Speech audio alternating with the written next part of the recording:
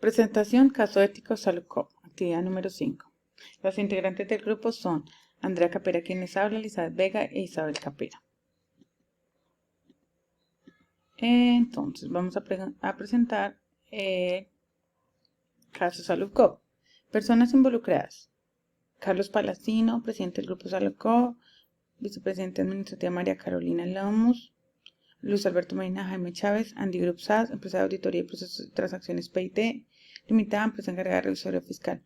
Sanción impuesta a la EPS Saludco. La Contraloría General de la Nación sancionó al dueño y presidente de Saludco y a sus socios con más de 18 años de inhabilidad para ocupar cargos públicos y además tendrán que cancelar una suma de 56 millones de pesos. La Junta Central de Contadores determinó una sanción de 1 año a las empresas de auditoría Andy Group y procesos de transformación PIT limitada, así como a los contadores y revisores fiscales que se vieron envueltos en este caso antiético que afectó de manera directa a la economía del país. Entonces tenemos la historia de Saludco. Saludco fue fundada en 1995, en 1998 inauguró su primera clínica, además de más de 36 clínicas a nivel nacional. En el 2001 empieza la creación de cooperativas y luego compra la empresa Cruz Blanca. La empresa empezó a desviar dinero en 1998 cuando decidió ampliar su red de oficinas. Lo que hacían era cargar todos los ingresos, todos los aportes como utilidades. Empezaron a generar altas bonificaciones para la junta directiva, financiar viajes de trabajo, personas ajenas a la empresa, torneos de fútbol, etc. ¿Qué conductas se encuentran en el caso que responden a prácticas antiéticas? Según el Código de Ética de los profesionales de contabilidad, tienen la responsabilidad de actuar en el interés público, no consiste exclusivamente para satisfacer las necesidades de un determinado cliente o de la entidad para la que presta sus servicios. Existen 5 principios fundamentales de ética para profesionales de la contabilidad: integridad, objetividad, competencia, diligencia, confidencialidad, comportamiento profesional. Estos principios se establecen con el estándar de comportamiento que se espera de un profesional de la contaduría pública. Cordial saludo, profesor Luis Alfonso. Mi nombre es Elizabeth Vega, continuando con el análisis de conductas antiéticas señaladas por la IFA. En nuestro caso que estamos analizando Saludco de EPS, pues fue evidente el mal manejo que se le dio a los dineros propios de la actividad de la EPS.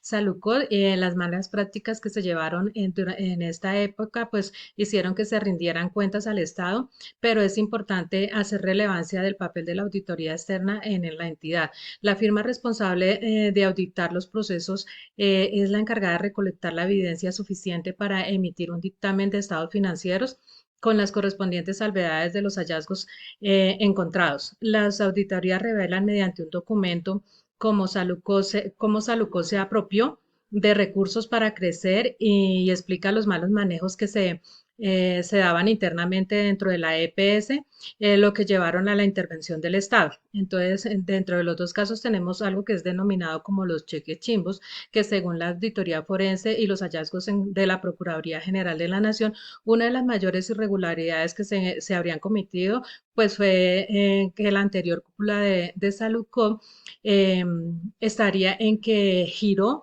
miles de cheques que se dicen chimbos para recobrar recursos al sistema de la salud y usar esos recursos para hacer otro tipo de negocios. A 31 de diciembre de 2010, Saludco había girado 8.021 cheques por valor de 266.988 millones de pesos para pagar 606.725 mil pesos en facturas.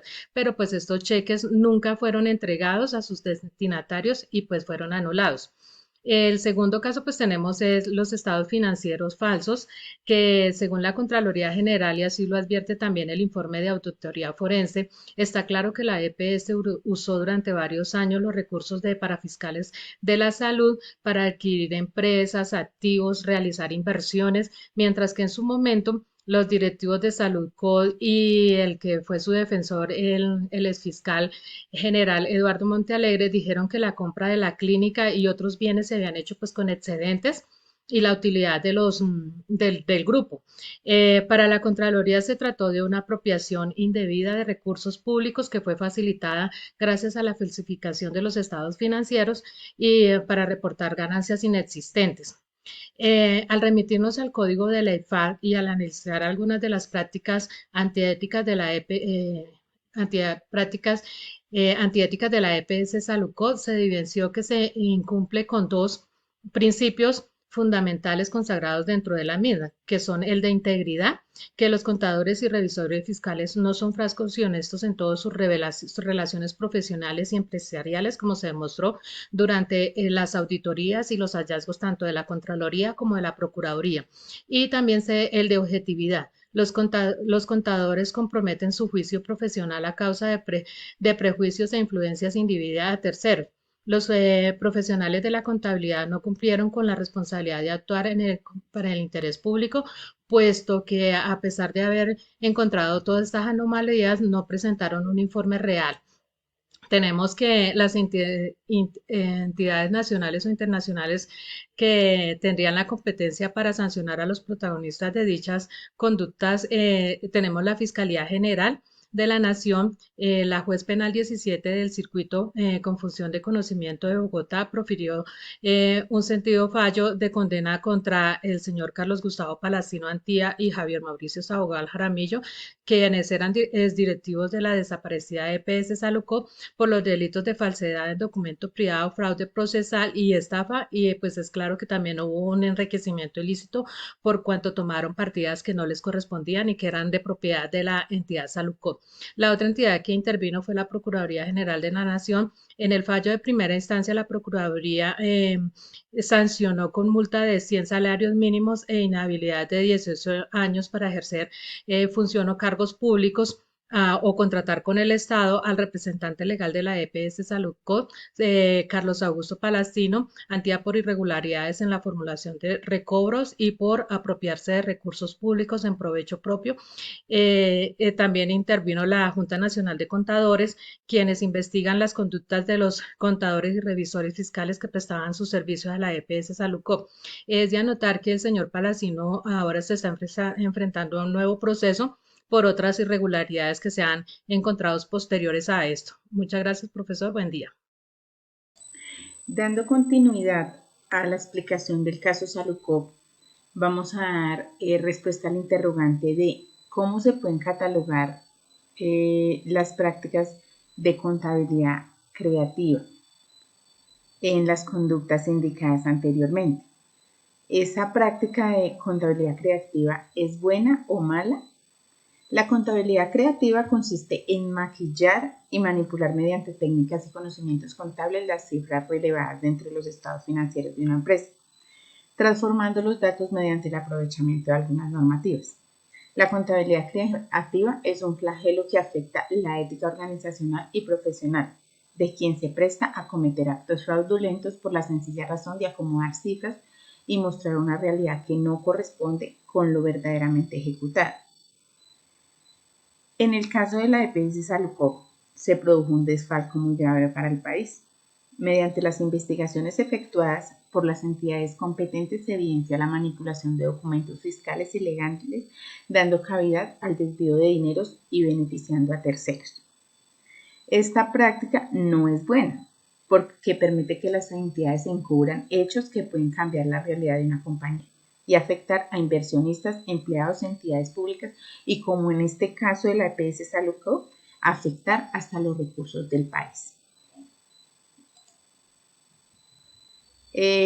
La corrupción es un flagelo que puede afectar a una empresa, una entidad pública o un país. Lo que empieza con simples quejas de usuarios se convirtió en uno de los desfalcos más grandes del país, donde cobra importancia que el gobierno y las entidades encargadas de controlar recursos del Estado ejerzan más control sobre las entidades promotoras.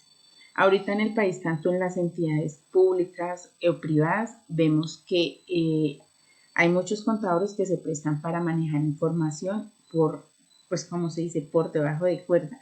Entonces, ahí vemos que se está afectando tanto a la empresa como inclusive al gobierno, porque a veces hay hasta unas empresas que no pagan la seguridad social como es y es donde el contador debe indicar que se están cometiendo actos que no son, que no se deben dar en un ente o una empresa. Entonces, pues el consejo es que se manejen las cosas legales, o sea, hacer las cosas bien y cumplir con los principios de ética para los profesionales en contabilidad.